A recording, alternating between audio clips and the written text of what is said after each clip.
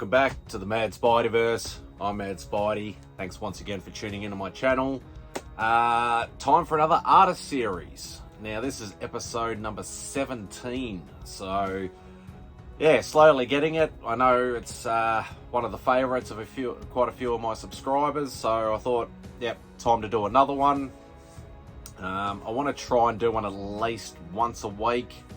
Maybe once a fortnight, obviously depending on what sort of other content I have to go on.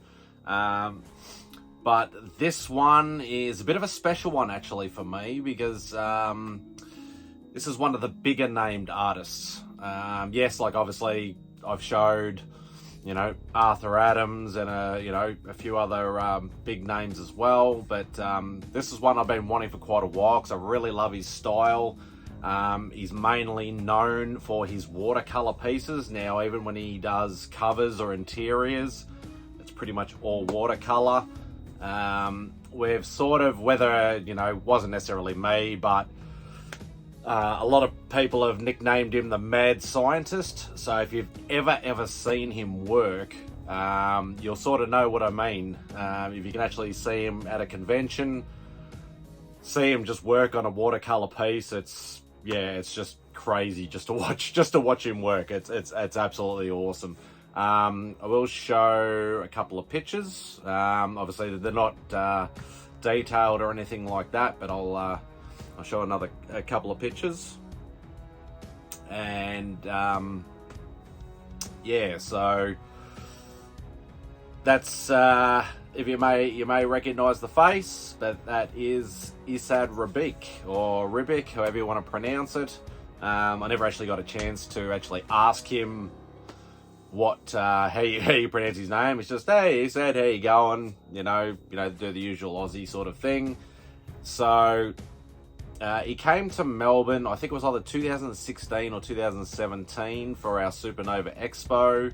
Now it's strange because generally with Supernova, Melbourne is usually the first show in the calendar year, but they actually had one, I think it was either Brisbane or Gold Coast up north.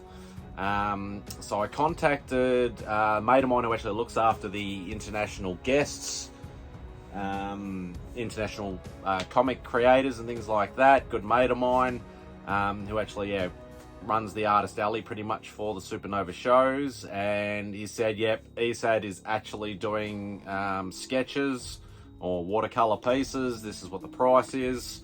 I said to him, I said, look, is there any chance you could, sort of put my name down so I could sort of basically just get to the show, whether he gets it done in the week in between the two cons. So he got my name down. I asked for a Spider-Man. Yeah, the funny thing is, I was actually like second or third in line, so I got in there nice and early. He'd already done the rough outlay, but then he actually had to do the rest of the piece. I basically, just had a chat with him. Really friendly, really funny guy.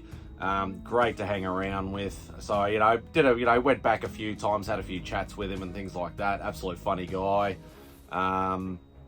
He actually said to me that generally in the US, if somebody asks for Spider-Man, he usually charges more, which is quite funny. He prefers to usually do the like the realistic not realistic sort of face, but sort of real life type character. So not people behind masks, in other words. So obviously he's done a lot of Thor. Everybody will probably remember his Thor run. Obviously with the new Thor Love and Thunder movie coming out, he did the run with the first appearance of Gore the God Butcher. So he did that series. But yeah, he's done a lot of work on a lot of different titles for a lot of different companies. But yeah, it was, and it was funny that, once he told me that, he goes, look, I'm not going to charge you the double. I've given the flat rate for the pieces, the different sizes and things like that. And he was more than happy to do it.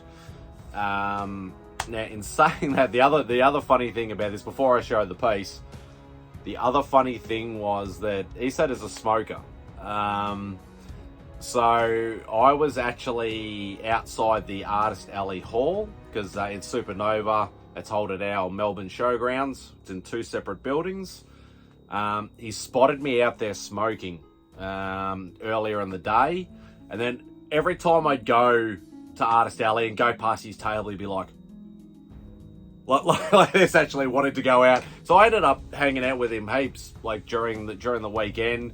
He was like, he ran out of smoke, so he kept bumming smokes off me and things like that, and we'd just go out there and have a chat, and it was, yeah, absolutely hilarious, absolute legend of a guy. But without further ado, let's show you the piece. Now, this is a rather large piece.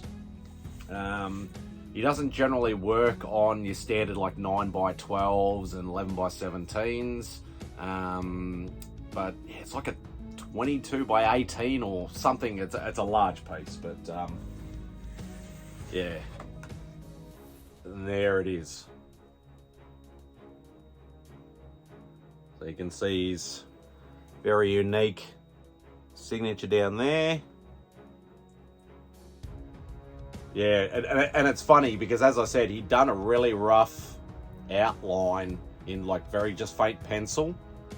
And I literally, went up to him, made sure everything was fine, and he said to me, "Yep, no worries, you're next on the list." And literally within about, like, no word of a lie, I reckon it was probably close to 2 hours, and he'd done this. Now, the only problem is the folder I had with me was only for 11x17 or A3. So I was like, well, how am I going to get this home? How am I going to store it and things like that? So I actually had to run into the normal show floor and buy the biggest top loader I could find to try and fit this in. Luckily, I found one. But yeah, definitely worth it. So that is my rather large Esad Ribic watercolor Spider-Man. So yeah, very, very happy that I own this. Obviously, if I had the money, I would have doubled down, obviously, if I had a chance to. But yeah, this is, he's charging a lot more than what I paid for this, so, which is awesome. So yeah, so absolutely honored and very, very grateful to Esad for his, just his general friendliness, willing to chat. Obviously, he probably owes me a packet of smokes, I reckon. But yeah, just an absolute awesome guy. And just happy to have that in my collection. So that's it for this particular episode. Thanks once again for tuning in. Hope you enjoy the rest of your day, and Spidey out.